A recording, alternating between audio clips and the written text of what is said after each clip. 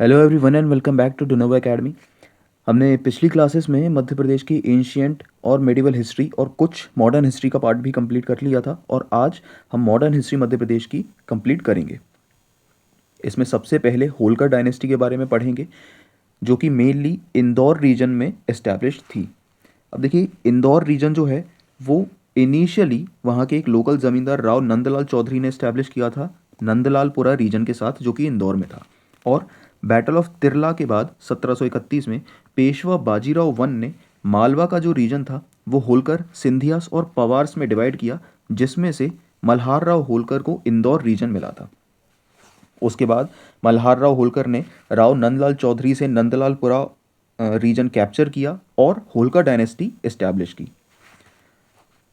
अब मल्हार राव होलकर ने इंदौर में रजवाड़ा, सराफा और छतरी बाग जैसी जगह बनवाई हैं, कंस्ट्रक्ट करवाई हैं। और इनकी मृत्यु हुई थी आलमपुर भिंड में, जहाँ पर इनकी समाधि या छतरी भी है जो कि अहिल्याबाई होलकर ने बनवाई थी। इनके बेटे खांदेराव होलकर की एक युद्ध के दौरान मृत्यु हो गई थी, जिसके बाद इनकी वाइफ देवी अहिल्याबाई होलकर ने इंदौर का राजपाट संभाला था। अब कुछ मेजर बैटल्स जिसमें मल्हार राव होलकर ने पार्ट लिया था। सबसे पहले बैटल ऑफ सारंगपुर 1724 में। अब देखिए इन बैटल्स के नाम आपको याद रखना ज़रूरी है एग्ज़ाम में, ऑल्दो हो सकता है पूरी बैटल ना आए कि किसके साथ ये बैटल हुई थी, बट पार्टिसिपेशन इन बैटल्स में हुआ है मल्हार राव होलकर का, ये चीज़ बहुत इंपॉर्टेंट है।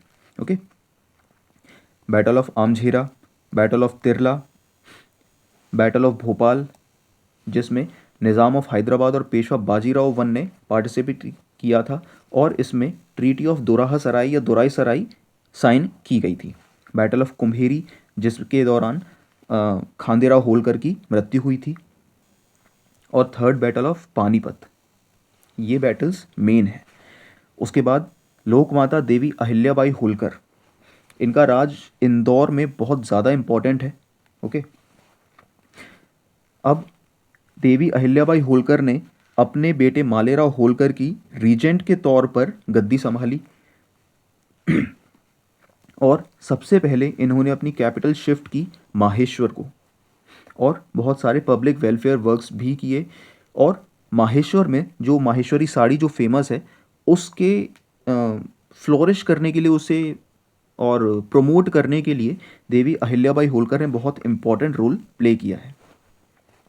शिव जी की बहुत बड़ी भक्त थी देवी अहिल्याबाई होलकर, इसीलिए इन्होंने काशी विश्वनाथ मंदिर, सोमनाथ मंदिर गुजरात का और कई ऐसे बड़े शिव मंदिरों के रेनोवेशन और कंस्ट्रक्शन के लिए बहुत काम किया है।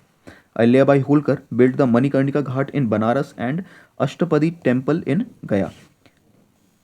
इनके कमांडर जो थे, इनकी आर्मी के कमांडर थे तोकोजीराव होलकर, वो उनके साथ मिलकर देवी अहिल्याबाई होलकर ने बहुत सारी बैटल्स जीती हैं और तोकोजीराव ने ही इन्हें मातोश्री का टाइटल दिया था। और टीपू सुल्तान ने इन्हें फिलोसोफर क्वीन कहा था। इनकी मृत्यु 13 अगस्त 1795 को माहेश्वर में ही हुई है। अब देखिए रिसेंटली फूड सेफ्टी ऑफिसर का एक एग्ज़ाम हुआ था एमपीपीएससी में, जिसमें देवी अहिल्याबाई होलकर की डेट ऑफ बर्थ भी पूछी गई थी। तो ये चीज़ भी बहुत इम्पॉर्टेंट हो जाती है अब। ओके, क्योंकि वो एग्ज़ाम एमपीपीएससी ही कंडक्ट करवाती है, तो ये चीज़ें भी इम्पॉर्टेंट है। गवर्नमेंट ऑफ इंडिया ने देवी अहिल्याबाई होलकर के नाम का एक पोस्टेज स्टैंप भी इशू किया था 1995 में। उसके बाद तुकोजीराव होलकर यहाँ के राजा बने, जो कि एक बहुत अच्छे मिलिट्री लीडर थे और इन्होंने जो होलकर आर्मी थी उसे मॉडर्नाइज किया यूरोपियन लाइंस पे। इन्होंने अपनी कैपिटल मूव की माहेश्वर से इंदौर और खड़की पुणे में इनकी डेथ हो गई थी। तुकोजीराव ने अपने बेटे काशीराव को राजा बनाया, लेकिन क्योंकि वो फिजिकली डिसेबल्ड थे तो मल्हार राव होलकर टू ने काशीराव को सक्सीड किया, लेकिन सिंधियास ने उन्हें मार दिया और खांडेराव टू ने यशवंतराव होलकर की रीजेंसी में सक्सीड किया।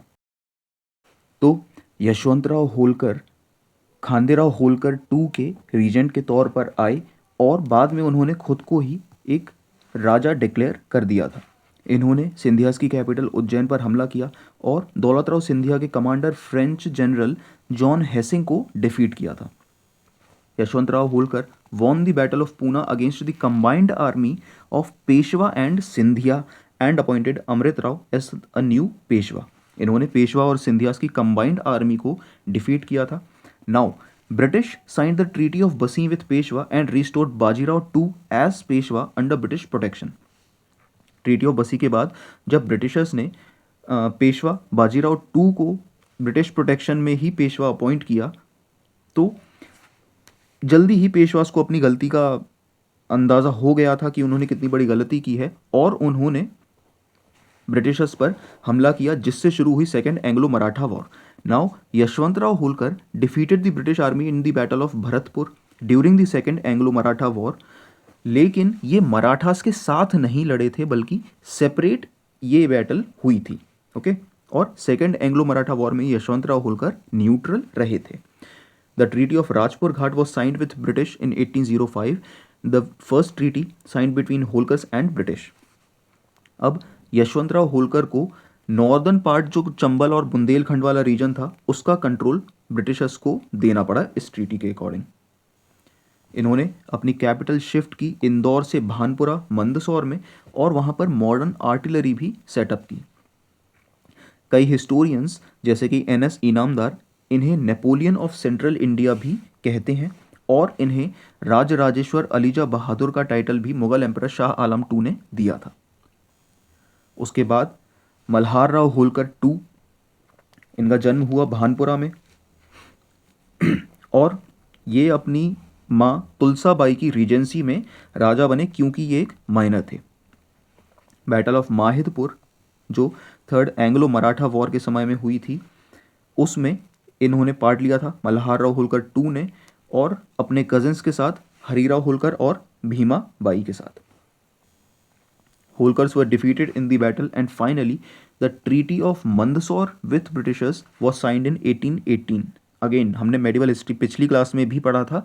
1818 एक बहुत ही इंपॉर्टेंट ईयर है ब्रिटिशर्स और local dynasties of Madhya Pradesh के लिए।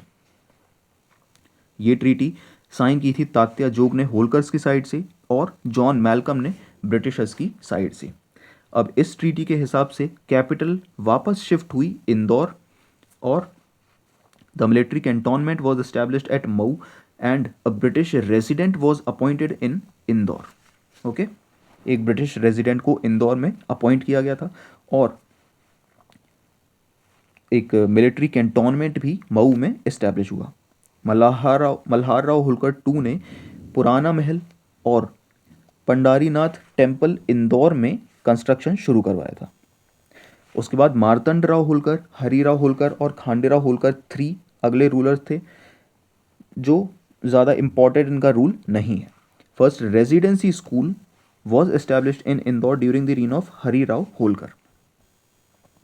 उसके बाद तोकोजी राव II या जसवंत राव होलकर ने गद्दी संभाली और 1857 की रिवॉल्ट में इन्होंने ब्रिटिशर्स का साथ दिया था। Saadat Khan and Bhagirath Silawat revolted against the British on 1 July 1857 and attacked the Indore residency. Indore army के ही होलकर आर्मी के ही सादत खान और भागीरथ सिलावट ने ब्रिटिशर्स के अगेंस्ट रिवॉल्ट किया 1857 के समय में और इंदौर रेजिडेंसी पर हमला किया। इन्होंने जबलपुर दरबार जो कि लॉर्ड कैनिंग का था 1861 में उसे अटेंड किया था और कर्नल ल्यूबर मेडिकल स्कूल भी इस्टेब्लिश किया 1878 में।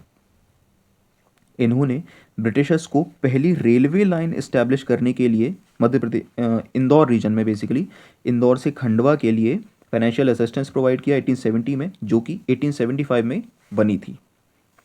1885 में इन्होंने इंदौर का पहला पोस्टल टिकट भी इशू किया जिसमें पिक्चर थी तोकोजी राव होलकर II की। कैनेडियन मिशन गर्ल्स स्कूल भी इस्टेब्लिश किया और स्टेट मिल टेक्सटाइल इंडस्ट्री भी इस्टेब्लिश की। उसके बाद शिवाजी राव होलकर जिन्होंने तुकोजी राव हॉस्पिटल बनवाया, इंदौर टेक्निकल इंस्टीट्यूट और होलकर कॉलेज इस्टेब्लिश किए थे। उसके बाद तुकोजी राव III जो कि एक माइनर थे और बहादुर नानक चंद की रीजेंसी में राजा बने थे। रियोतवारी सिस्टम जो कि एक ज़मींदारी का सिस्टम है, वो यहाँ पर इस्टेब्लिश किया गया था। और प्रिंस ऑफ वेल्स की विज़िट 1905 में जब इंदौर में हुई, तब एडवर्ड हॉल बिल्डिंग बनवाई गई थी, जिसे अब गांधी हॉल के नाम से जाना जाता है। अहिल्या आश्रम और चंद्रवती आश्रम फॉर गर्ल्स एजुकेशन इस्टेब्लिश किए गए थे 1923 में।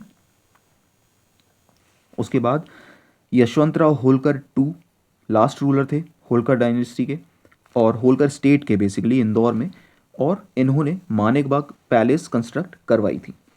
क्षत्रिय धांगर सेवा संघ भी इस्टेब्लिश किया और यशवंत सागर रिजर्वॉयर भी 1939, जो कि आज एक वेटलैंड है, बहुत ही इंपॉर्टेंट वेटलैंड है, रामसर साइट भी है। इन्होंने एयरपोर्ट इंदौर में इस्टेब्लिश करने के लिए भी बहुत इंपॉर्टेंट रोल प्ले किया है, जो कि 1948 में इस्टेब्लिश हुआ था, बना था।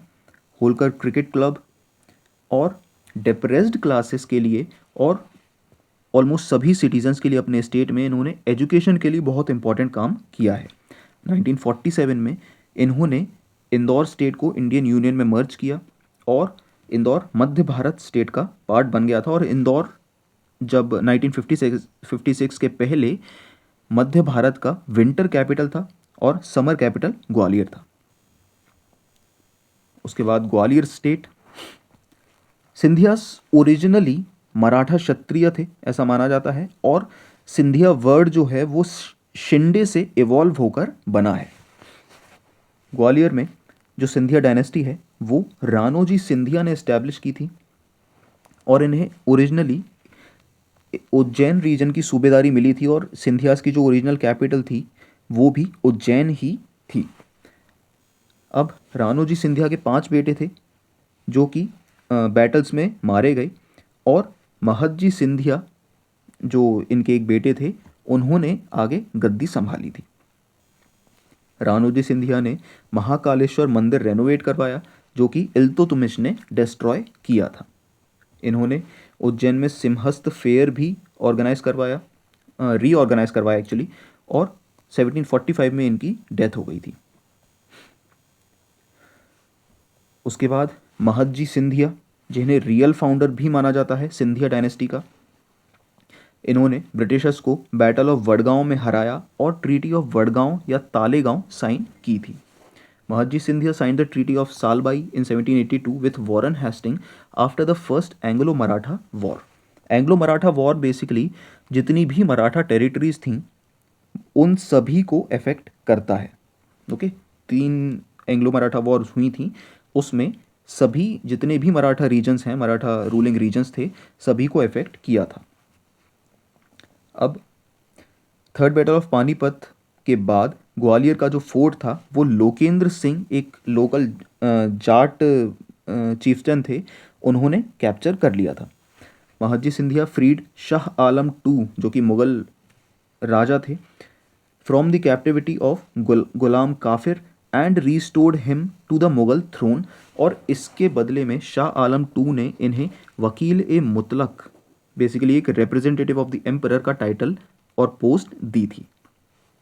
और शाह आलम टू के असिस्टेंस से महदजी सिंधिया को ग्वालियर फोर्ट वापस मिल गया।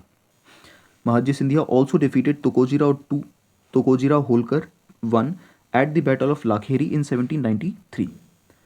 उसके बाद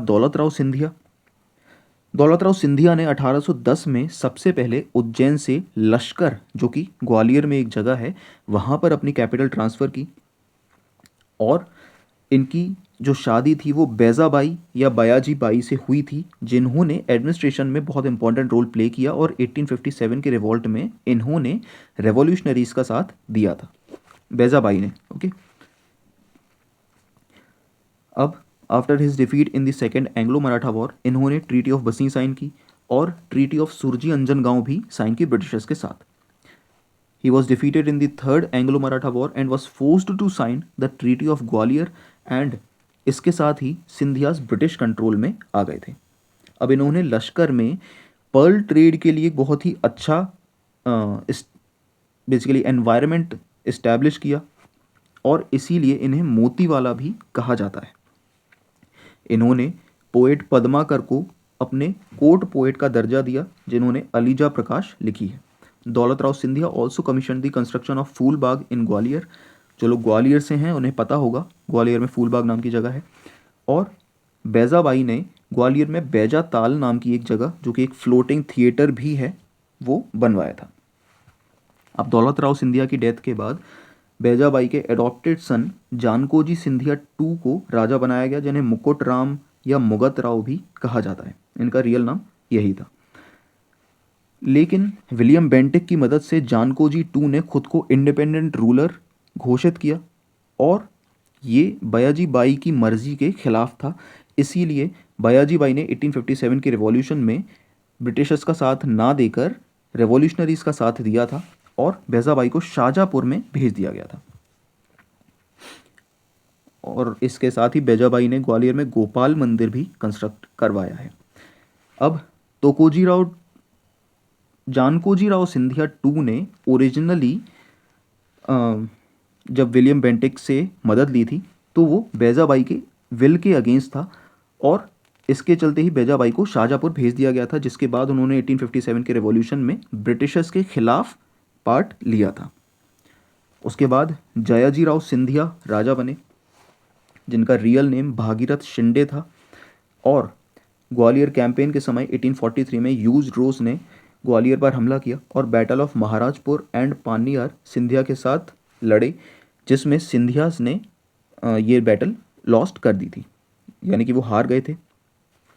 और इसके चलते जयाजीराव सिंधिया ने, ऑल्दो इनिशियली वो न्यूट्रल थे, उन्होंने किसी का भी साथ नहीं दिया था 1857 की रिवॉल्ट में, लेकिन बाद में उन्होंने ब्रिटिशर्स का साथ दिया और बैटल ऑफ मोरार रानी लक्ष्मीबाई और तात्या टोपे की आर्मी से फाइट की। उसके बाद वो आगरा एस्केप कर गए, ग्वालियर से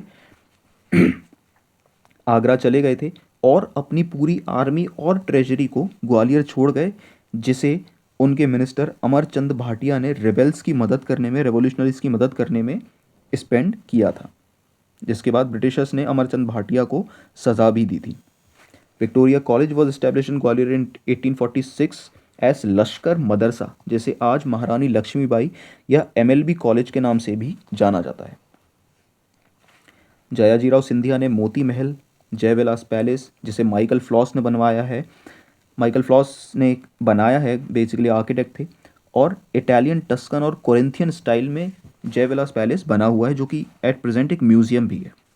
it was initially build during the visit of prince of Wales king Edward and his wife Mary in 1876। Kampoo Kothi, Koteshwar Mandir और 69 Shiva temples across his state इन्होंने कंस्ट्रक्ट करवाए हैं। उसके बाद माधवराव सिंधिया ने ब्रिटिश आर्मी की हेल्प की बॉक्सर रेवोल्यूशन, जो कि चाइना में हुआ था, उसके लिए। He also started municipal and panchayat board in the state. इन्हें चैम्बर ऑफ प्रिंस का चेयरमैन भी घोषित किया गया था और ये वाइस चांसलर भी थे बनारस हिंदू यूनिवर्सिटी के।